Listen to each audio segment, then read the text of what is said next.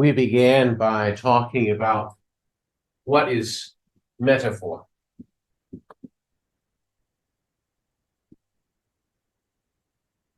The interesting part of metaphor is that it is the key to our ability to be creative. As Russell Mears said, our humanness. When we looked at metaphor, we saw that there is lexical metaphor. What does it mean? You have the literal meaning, you have the metaphorical meaning. Grammatical metaphor.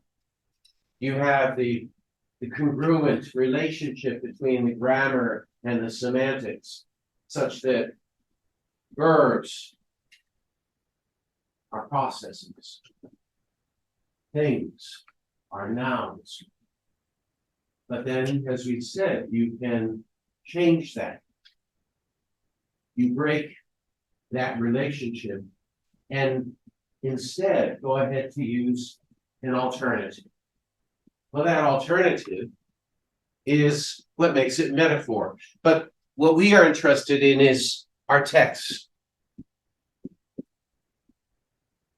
The text, as what we've said, is an extended metaphor.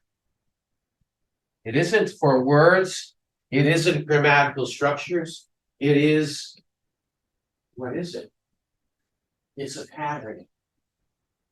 A patterning that is created by the writer, that the writer then foregrounds against. We don't notice it. We don't see it.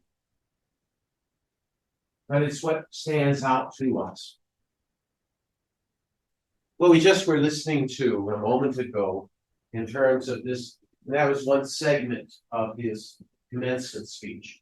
Of course, been made into a video.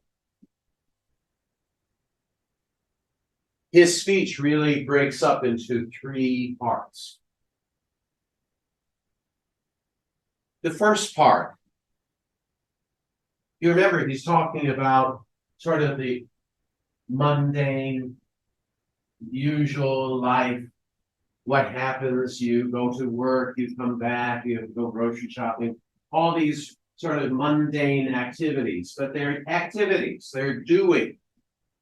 And largely we can see that there are more doing verbs in the first part. But in that first part, if we take a look at theme, this is looking at transitivity, this is looking at theme. And again, I'm using a word cloud to make stand out what occurs more frequently, right? And what I'm observed here is, who's the focus of this first part? You. He's talking to you, his audience.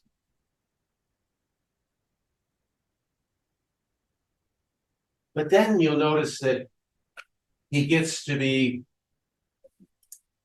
reflecting on this life in a rather negative way. How you can look at it rather negatively, look at people rather negatively. You notice that he shifts them. It's what more relational. It's describing something. It's describing his response to what he's encountering in life. But it's very much I. You see, the first part is just the sort of average, everyday, mundane life. The second part is very negative about that outlook on life. And notice, though, the negativity, he doesn't ascribe to you. Instead, the negativity he ascribes to himself. I.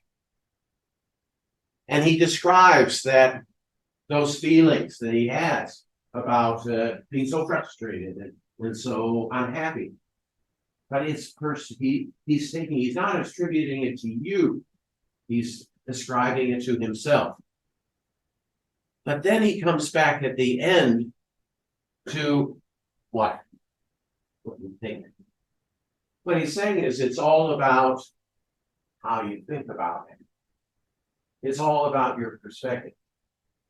This was the average everyday life, the doing. This is describing the negative response. And this is his focus, getting you to think.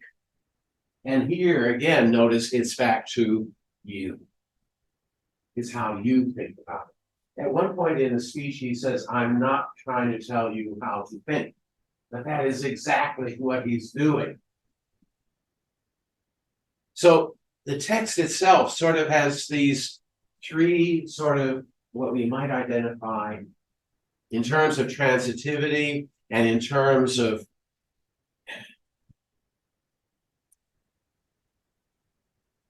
theme, topical theme.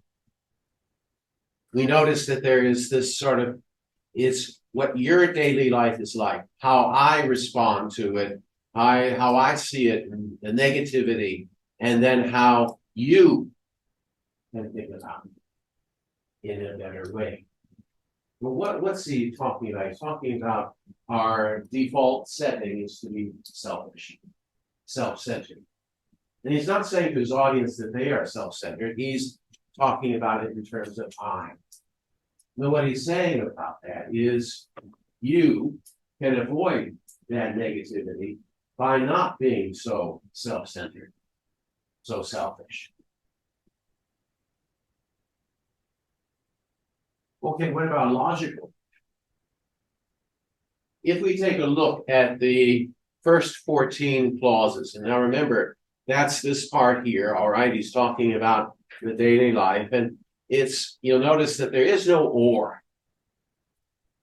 There's no alternatives, all right? It's all and there's a lot of ands.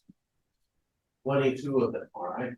So there's a lot of and this, and this, and this. It's sort of repeating what is every day, this, I do this, and then I do this, and then I do this. But notice,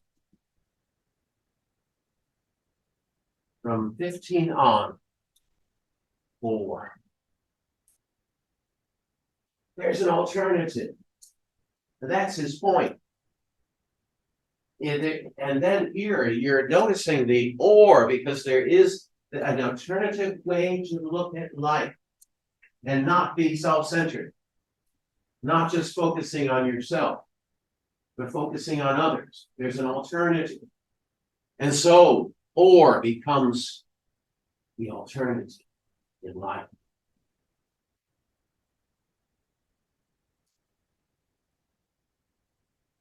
So we contrast. The first part here, no or, there is no alternative. It's just the daily routine, and. And then from there on, though, his speech is really about putting forward the alternative way to think about things. I did a word cloud, noticing the verbs that are in this speech. What is this main verb? The verb that occurs most frequently, think. It's all about how you think. Now that is what marks this text. It is a very well constructed text. In other words, he's sort of developing a way to look at it. First of all, getting us involved by you do this and you do this and you do that. And then, oh, how he looks at it from that very self-centered point of view, very selfish point of view. It's all about me. It's all about my world. And you're upsetting me and you're intruding on my world. There, he doesn't contribute it to you. And then, though, it comes back to the alternative. I know that this stuff probably doesn't sound fun and breezy or grandly inspirational the way a commencement speech is supposed to sound. What it is, as far as I can see, is the capital T truth with a whole lot of rhetorical niceties stripped away. You are, of course, free to think of it whatever you wish. But please don't just dismiss it as some finger-wagging Dr. Laura sermon. None of this stuff is really about morality or religion or dogma or big fancy questions of life after death. The capital T truth is about life before death. It is about the real value of a real education, which has almost nothing to do with knowledge and everything to do with simple awareness. Awareness of what is so real and essential, so hidden in plain sight all around us all the time, that we have to keep reminding ourselves over and over, this is water. This is water. It is unimaginably hard to do this, to stay conscious and alive in the adult world day in and day out. Which means yet another grand cliche turned out to be true. Your education really is the job of a lifetime. And it commences now. I wish you way more love.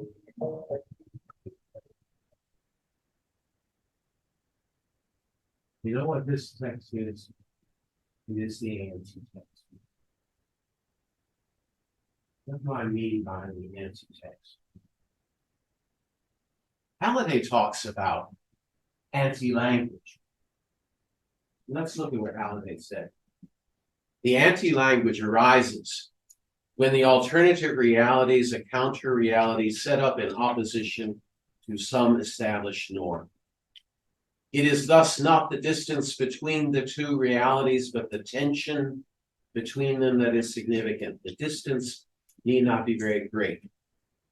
The one, in fact, is a metaphorical variant of the other. How is this the anti-text?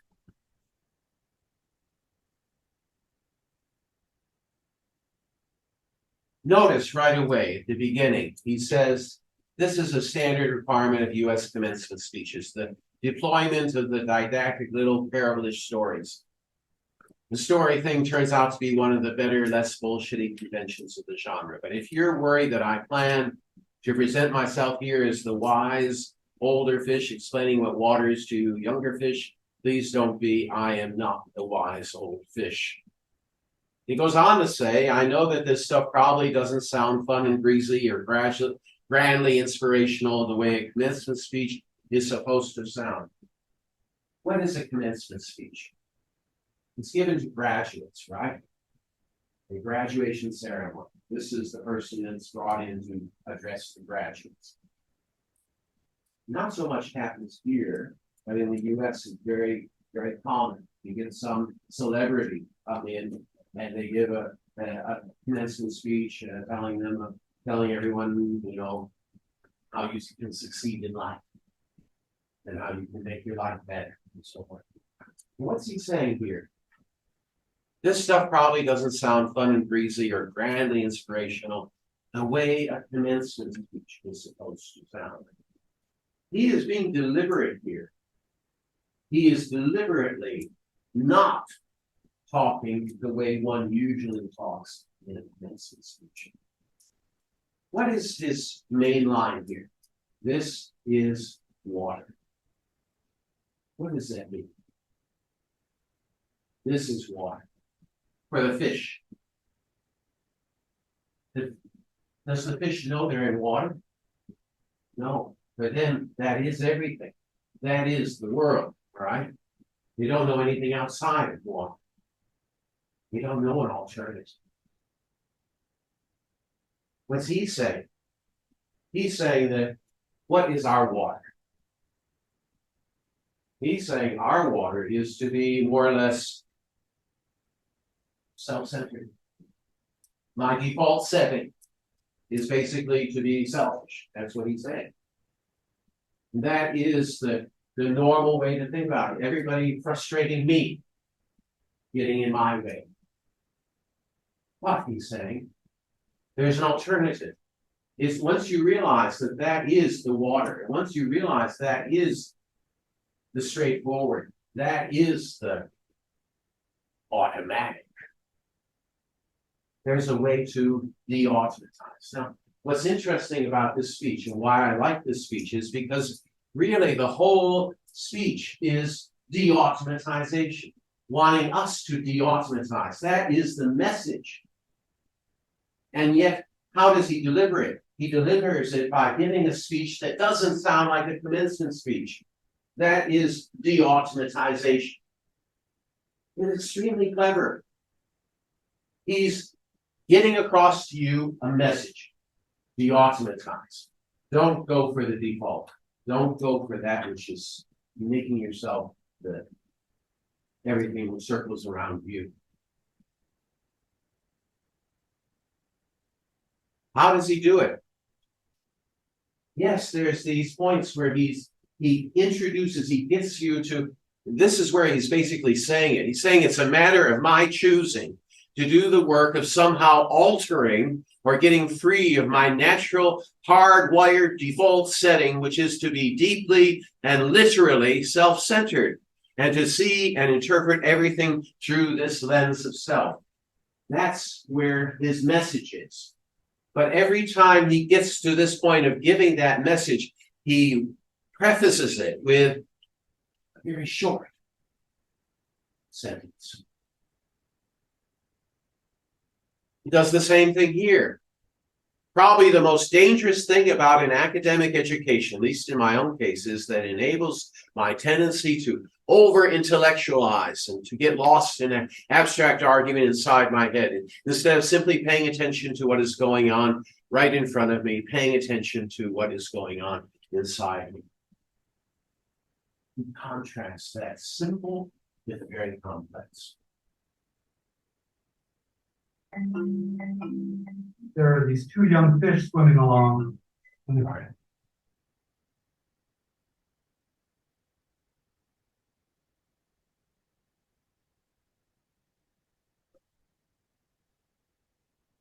This is the anti-text. It is an anti-commencement speech. It doesn't fit the genre. It goes against. It is an anti-text. It is a metaphorical variant, like Halliday describes, advocating for a counter-reality. The default setting, the automatic, the rat race, the constant gnawing sense of having had and lost some infinite thing. And what he's saying is, here's a different reality. That is water. This is the water. And yet he speaks in a way that is the anti-text. Another thing which I haven't talked to you, remember the guy that was speaking before, Tim Keller, when he was describing it. Remember he said it seemed to go so much against his usual style. So it's not only against the typical genre commencement speech, it is also go against his own style. His own style is to be impenetrable, to be so difficult to understand. And yet this speech was so straightforward. The message was absolutely clear. So it is anti-text in the sense it is an anti-commencement speech, contrary to the genre. It is anti-Wallace style. It's not his style. It's contrary to his own literary style. It is indeed a metaphorical variant. It is indeed giving us a message. What is de-automatization? De-automatization is what is the metaphorical. When we talk about de-automatization, de-automatization is exactly what you see in a grammatical metaphor, where you change the verb. Instead of being a process, instead of being a verb, you make it into a noun. That is de-automatization. When we look at it in literature, we're looking at foregrounding. What is the automatic then that has been created? The automatic is what is expected. And in a given text, whether it's a poem, whether it's the poem that we just were looking at in terms of Brandon Leake's spoken performance, there is that simplicity in what he's describing, Brandon Leake, in that poem about his sister. That simplicity is the background against which then that sentence 13 stands out in every respect.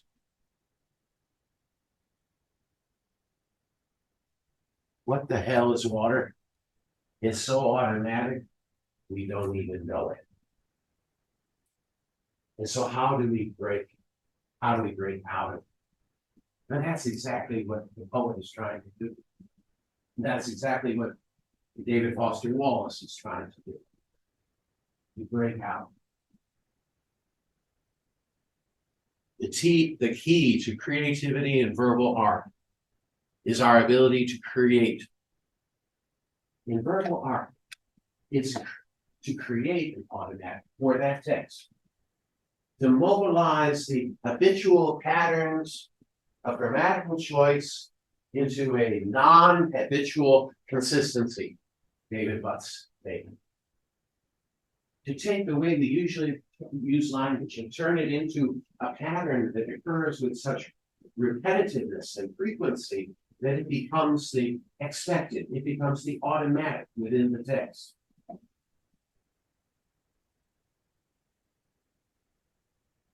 And then the poet de-oftentimes. This is where you actually get to the craft. This is where it is the art. And so, you'll notice there was rhyme, there were simple clauses, it was paratactic, it was spoken at basic speed, but then it crescendos at a certain point. His voice becomes faster, it becomes, and we take from that the emotion, the response. He is eliciting that response, and he's doing it here, where everything, there is no rhyme. It's highly complex. It's hypotactic, not paratactic. And it is so dense. That is foregrounding. That is de-automatization. That is to highlight and to bring your attention to that point in the poem. That's what strikes you. And this is the craft. But what we are doing here is, when we talk about de-automatization and foregrounding, and we talk about a pattern against which we foreground, what is that pattern? It is pattern of grammatical choice.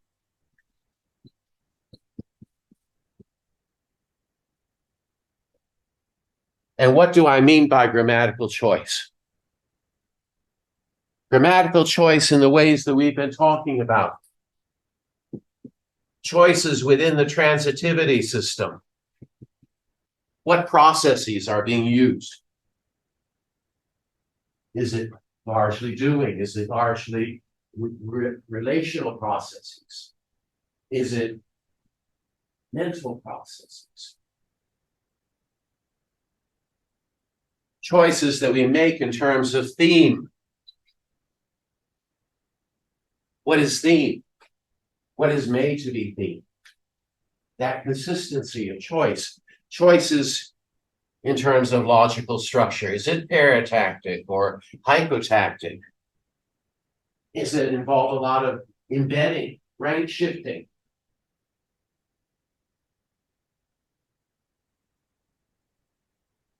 Do you understand the point about rank shifting? What that means? Remember the point I made before about this is my brother who is studying here. And we said that if we put in a comma, this is my brother, comma, who is studying here, that is just providing additional information. And the who is studying here is giving another clause, another more information.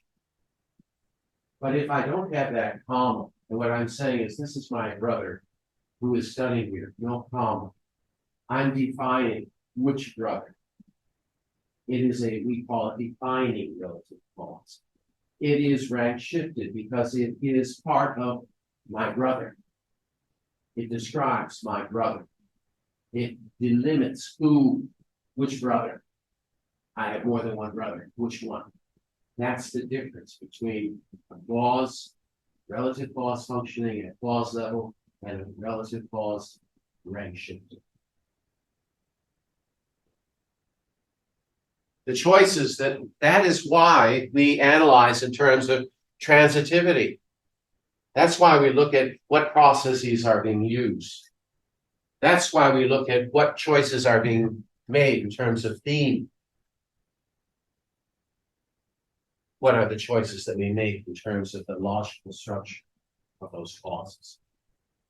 And we look for the pattern that emerges out of that to give us some insight into how the text forms.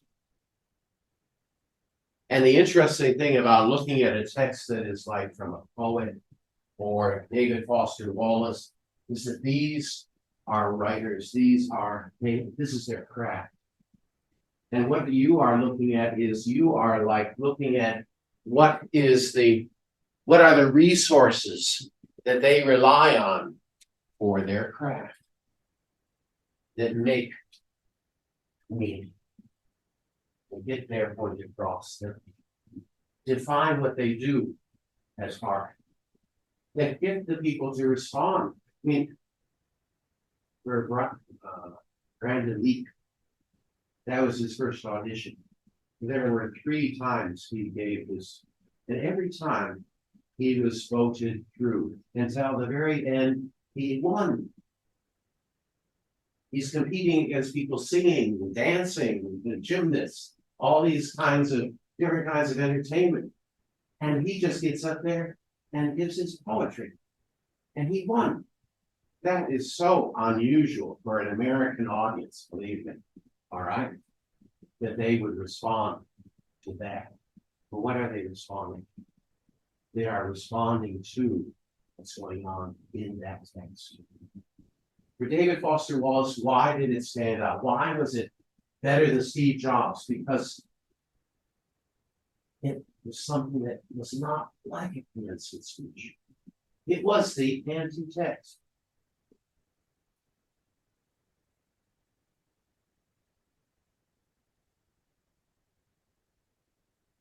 By thinking dramatic, Halliday says,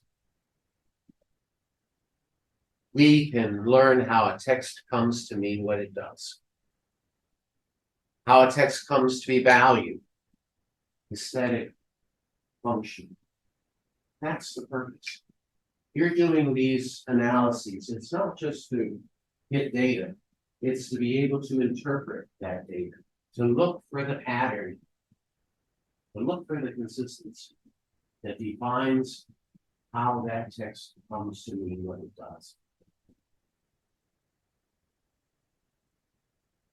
I like this. It's a poet. I've analyzed his poetry, and we'll be looking at it more when we come to talking about verbal art.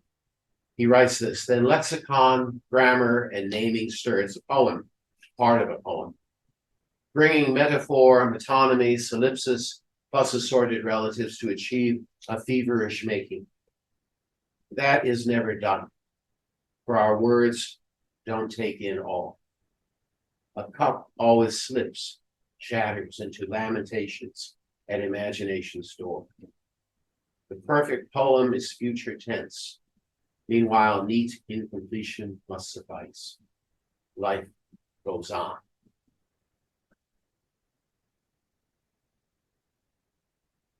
Perfect poem is future tense. Poet is using the resources that you are looking at as the analyst to discover. Now, we're not just interested in poetry, no. But we're interested in why people respond the way they do. And David Foster Wallace is not poetry. It is verbal art. It is the use of language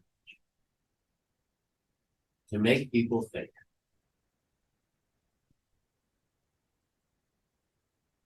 Well, that's what I'd like to do for you today. I hope you all have a good holiday next week. And when we come back, we will be talking more about rhetorical structure here. Today, I didn't bother to go with you in detail through the analyses. In a way, I sort of saw the screen look pretty small, and I don't think easy enough for you to probably grasp. So I would ask you to go over it. And if you have questions about why I analyzed it the way I did, please ask me. Okay? Now, I made some changes to the PowerPoint, so I will upload the revised post-election PowerPoint. So please download that one. All right, go through that one. Okay. That one is, I'm quite happy with the analysis. Okay, so I'll see you all after Chinese New Year.